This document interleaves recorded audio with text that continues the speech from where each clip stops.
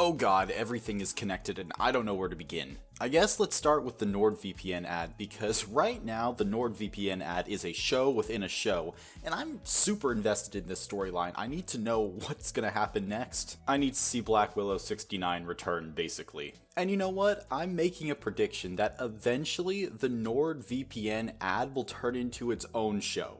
I don't know, maybe like a finale of some sort where Sam and the cast just have this 30-minute NordVPN read ad. I don't even know what to call it, maybe a one-shot. But let's get on to the actual episode, because god, there's so much here. And if you want to just learn about Ira and potential connections there, go to this timestamp right here. The episode starts with Chetney running, and we get a great chase scene. Lana gives a clutch calm emotions on the closest guard. Chetney acts like a ghost, and my god, Travis is awesome, and he's just such a troll and adds so much to whatever scene he's in. Basically, despite the clusterfuck, the gang gets out of it, and I love to see the teamwork here. They are gelling so well, and no matter what the scene is or what the characters are doing, the cast makes sure to have their characters add and help and elevate the roleplay. It feels like in this campaign, each character is getting their spotlight each and every episode. Afterward, the gang settles down, and Chetney reveals everything that he learned within Vali's office. And that's when we get a bomb dropped by Fearne that she knows a bit about the Nightmare King. He's an entity in tales that basically her grandmother told her about, a figure that bent in twisted nature for fun. Beings that existed within nature didn't like him. Whatever the case, I don't believe that he's Fae. And entities of the abyss and things like that, 1, love to twist mortal flesh, and 2, like to operate within dreams. So I'm definitely thinking that whatever going on here, it does have abyssal origin. And then Laudna makes a joke that she is sometimes called the Nightmare Queen, and I'm not sure if this is a joke. It might be, but what if it's not? And after this, I got to thinking of a backup theory. Let's say that Laudna was accurate with being called the Nightmare Queen. Who's Laudna connected to? The Briarwoods, of course. So what if, somehow, some way, if Laudna is the Nightmare Queen and her warlock patron is Delilah Briarwood, what if this Nightmare King has a patron of Silas Briarwood? They're connected to undead and necromancy, so it's possible. They were connected to Vecna, so what if they, in their deaths, just leveled up a bit in their own patronage? Whether that be a demon lord, Tharizdun, or some other entity that we don't know about. But that remains to be seen. Then the gang splits their different ways. We have a group that goes to stake out the moon tower made up of Chetney, Dorian, and Orem eventually. And this group is a great combo. Travis and Robbie play off of each other so well, and Liam just adds that perfect touch. I hope this group pairs off more because the three of them are just a comedic torrent. Then, one group made out of Imogen, Laudna, Fearne, and Fresh Cut Grass goes on their date with Pretty. And man, there was a lot to this date. Pretty brought his A game, he got everyone gifts, and I'm not gonna lie, I had to walk away for a minute when they presented Pretty with his gift. Honestly, he went all out for them. He cleared out the entire restaurant. He was kind, he was attentive, he cooked them dinner, and at the very least, I would love to see Pretty be almost like a follower NPC, as we learned that in a lifetime ago, he was a fighter, a mercenary. So he can fight, he can cook, he's an all-around great character. And eventually they take Pretty to go see one of the performances at the Dreamscape Theater, and afterward, Pretty straight up rejects all of them. Kindly, of course, but man, what a legend. He didn't lead them on, he showed them a great night, said that he was invested in their happiness. Honestly, Pretty 10 out of 10 character, I will support him no matter what. And it was honestly just a beautiful moment. Also, side note, but if you're poor in Jrusar, and this just kind of came to my head after all the moving around within this episode, how the hell are you really supposed to get around? Because a silver piece adds up. Like, the cost of living in this city is astronomical. Honestly, if I lived in Jrusar, I'd be going after the Chandri Quorum's head as well, because goddamn, they really do need like a pass or something. And then last but not least, Ashton went out on his own and he visited Hexham Manor, specifically Gianna Hexham. She's an elf that appears to be in her 60s. That means that she is old, probably hundreds of years old. She's got auburn hair, fine jewelry, filthy fucking rich, And she's JH. She's got a bounty on Dorian's brother's head, Cyrus. And she also has what I consider a lien on Ashton's life, because we learn this a little bit later, but Ashton and his gang of nobodies attempted to break into Hexham Manor, and it went poorly. Ashton talks about closing his debt and making things equal, and honestly, I think Gianna gives him a pretty fair deal. She essentially wants Ashton and the crew to rob Ivan Hydroja, who is the owner of the Twilight Mirror Museum in the Heartmoor. After Lady Hexham was robbed, she kind of has some egg on her face, and Yvonne was making fun of her, so she's entered a bet with Yvonne to see who can steal an item of the others first. The party will essentially travel to the Heartmoor, infiltrate the Twilight Mirror Museum, and then extract with the item that they are designated to steal. It will obviously not be easy, but it will probably go a long way for both Ashton and Dorian. And while Ashton later says that Gianna is mean, pretty much evil, she is honest and she is trustworthy, which has her occupying a strange position. And honestly, she probably has enough money and experience where she doesn't need to be dishonest. She can just wipe out whoever she really wants. So I'm marking her under tentative ally, maybe?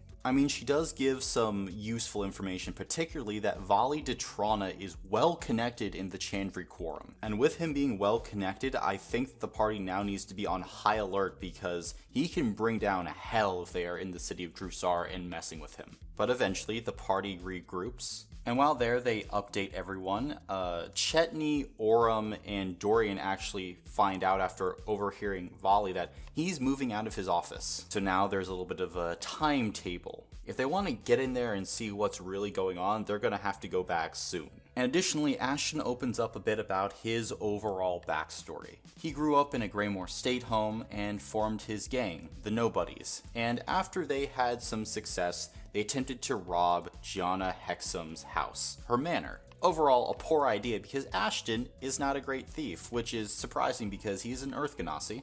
As they were essentially plundering Gianna's office, she walked in, and what happened next, Ashton isn't clear about. He was hit in the back with magic, fell out a window, broke apart, and it was Milo who put Ashton back together. Kind of like a fucked up Humpty Dumpty. But that was a long time ago. We don't know how long ago, but Ashton has been in the employ of Gianna Hexham ever since, which leads me to believe that Ashton probably has done some really fucked up stuff for Hexham. However, he's close to getting his debt fully repaid, so maybe we'll see that happen soon. But after the lore drop, the party decides, hey, let's just go scope out the moon tower. We don't need to break in tonight, but let's just see what's going on. And of course, awful stealth. Things start going wrong, but despite this, Marisha puts on her A game this episode, and I think she really needs to be praised for how she was playing Laudna. Marisha has completely embraced Laudna as a character, and her scaring the piss out of people, I am here for and I love. And honestly, it was her illusions and some better stealth rolls at the end that allowed the party to get into the moon tower and eventually reach Vali de Trana's office. They get into the office, and Orem suggests to Chetney to check for additional traps, and there are additional traps, which he successfully diffuses. Afterwards, Chetney sneaks down, and I think that the end of this episode is one of the most creepy moments in all of Critical Role's history. First, Matt begins with the humming, and then describes the chamber that Ira is in, holding cells for his creatures in a strange arcane device. And then he describes Ira himself, first saying that he's human, and I don't believe that for a minute. Firstly, he's 7 to 8 feet tall. I'm going to lean more towards the 8 feet tall, thin, long arms and legs, black coat, hairless head, skin pale and gray, jaundiced skin, long ears, longer than any elf, spider-esque. Like, this is Jeff the Killer creepy pasta stuff that we're working with. Then Gurge, who is being locked down here, starts talking to Ira, asking him what he's planning, and Ira essentially confirms that 1, Gurge is of course a werewolf, and that he wants to spread his lycanthropy. He then holds up an odd blue stone. We'll talk about the magic in the stone after this, but Ira, with his big ass ears, turns around. He's eyebrowless, dark green sclera in the eyes, no nose, mouth that doesn't have lips, just huge jack-o'-lantern grin.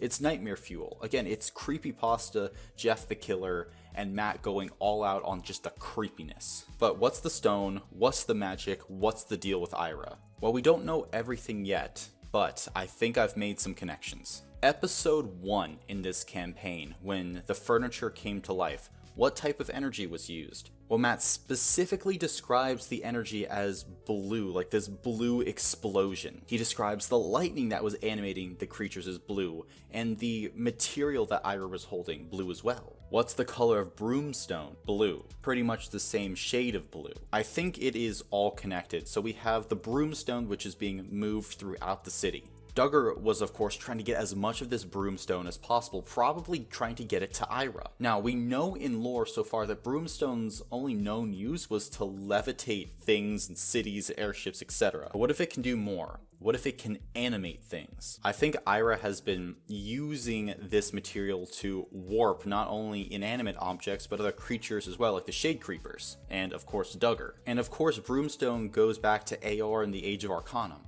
Matt created a whole subsect of creatures, Aorian nullifiers and absorbers and things like that. These weird nightmare fuel things that Aor literally built to fight gods. How did they build them? It appears like the answer here is Brumestone. Brumestone can manipulate the physical form of the creatures. That might also be why Cognoza was so corrupted with all this Brumestone within the city. It might have just spread and turned the city into something weird. So it looks like Ira, Vali Detrana, and of course the Nightmare King, who they're all working under, are responsible for all of these activities. And I am more and more convinced that Tharizdun is the Nightmare King. It literally says within the Tal'Dorei campaign setting that this creature is a nightmare within chains of black and gold, and that they are barely keeping the darkness at bay.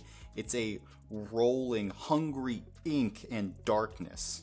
And now I'm going to quote here for a second. Now its chaotic mind has fallen into more frightful dreams, imagining nightmarish aberrations into existence deep beneath Exandria. I don't know what other evidence there needs to be. Deep beneath Exandria? That sure as hell sounds like the Shade Creepers. Nightmares? I mean, it's the Chained Oblivion in so much of Matt's work is connected to these nightmares. And the Chained Oblivion is also connected to Cognoza and Aor and what all happened there. Everything is connected, and I am more sure about that than ever before. So let's just lay all of this out in front.